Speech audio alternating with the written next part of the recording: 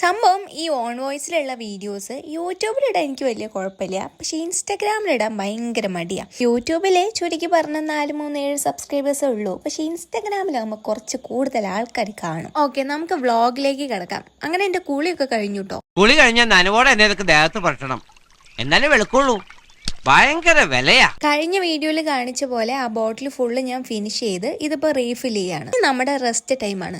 ഇതാണ് ഞാൻ റെസ്റ്റ് എടുക്കുന്ന മെയിൻ ഏരിയ. റെസ്റ്റ് എടുത്ത് ക്ഷീണിച്ച സ്ഥിതിക്ക് ഇനി നമുക്ക് കുറച്ച് മാംഗോ ജ്യൂസ് ആവും. ഇതൊരു ഹെൽത്തി മാംഗോ ജ്യൂസ് ആട്ടോ. ഇതിൽ ഞാൻ പഞ്ചസാര ഇട്ടിട്ടില്ല, വെള്ളവും അധികം ഒഴിച്ചിട്ടില്ല, അതുകൊണ്ട് തന്നെ നല്ല മധുരമുണ്ട്. പിന്നെ കഴിക്കാൻ ഒരു വൈബിന് നമുക്ക് കുറച്ച് മൂസ്ലിം കൂടെ ചേർക്കാം. അതിന്റെ ഇടയിൽ ഞാൻ ഒരു സിനിമയും കണ്ടു തീർത്ത് എന്നിട്ടാട്ടോ ലഞ്ച് അയച്ചത്. ഇതൊക്കെ കഴിയുമ്പോഴത്തേന് ഏകദേശം വൈകുന്നേരമായി. അപ്പൊ പുറത്ത് നല്ലൊരു മഴ പെയ്ത് കഴിഞ്ഞിട്ടുണ്ട്. നമുക്ക് ചിന്തിച്ച് വെക്കാൻ സമയമില്ല, നമുക്ക് അടുത്ത പരിപാടി പിടിക്കണം. ജിം. 5 മണിയായ ജിമ്മിൽ പോവാം.